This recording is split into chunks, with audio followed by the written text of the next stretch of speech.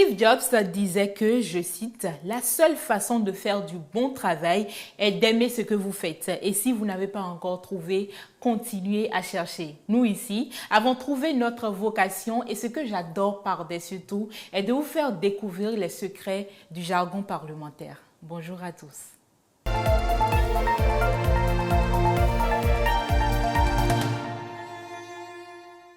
Aujourd'hui, chers amis, nous allons ensemble parler du rapport d'activité du président de l'Assemblée nationale.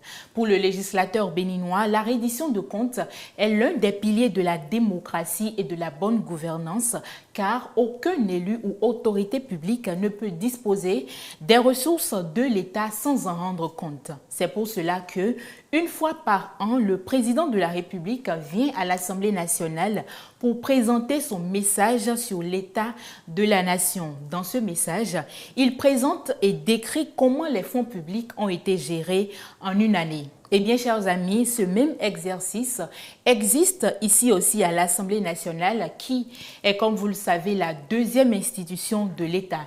Cet exercice prend ici la forme de rapport d'activité du président de l'Assemblée nationale. C'est l'article 84 de la Constitution du Bénin en 16 alinéas 1 et 2 qui le stipule et le règlement intérieur de l'institution parlementaire vient préciser ces dispositions et prévoit que le président de l'Assemblée nationale rende compte à l'Assemblée nationale de sa gestion et de ses activités et lui fournisse toute explication qui lui seront demandées, ce qui rend donc cet exercice absolument obligatoire. Alors, comment cela se passe?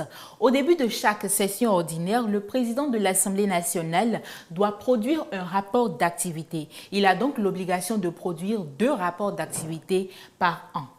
Il est peut-être appelé rapport d'activité du président de l'Assemblée nationale, mais dans sa forme actuelle, le rapport d'activité comprend les activités internes et internationales de chacun des 109 députés au Parlement, ainsi que toutes les activités qui incluent l'administration parlementaire. Au titre des activités internes, il y a d'abord un compte rendu très minutieux des activités législatives, le nombre de lois votées, les pétitions enregistrées et traitées. Et au plan international, il s'agit par exemple du point global de toutes les missions effectuées par l'Assemblée nationale. Notons que, de la préparation à la présentation du rapport d'activité, le président de l'Assemblée nationale a la responsabilité de superviser et d'apporter une touche personnelle au rapport qui est le sien et par ricochet celui de toute l'institution. C'est d'ailleurs pourquoi c'est lui-même qui présente le rapport d'activité car il est le premier député et il répond donc au nom de tous les autres députés. Techniquement, tous les services de l'institution envoient des intrants qui sont centralisés au niveau du secrétariat général administratif et ces intrants sont compilés puis soumis à une série de lectures pour rendre le document perfectible. Ensuite, sont préparées l'introduction, les difficultés, les perspectives et la conclusion au rapport.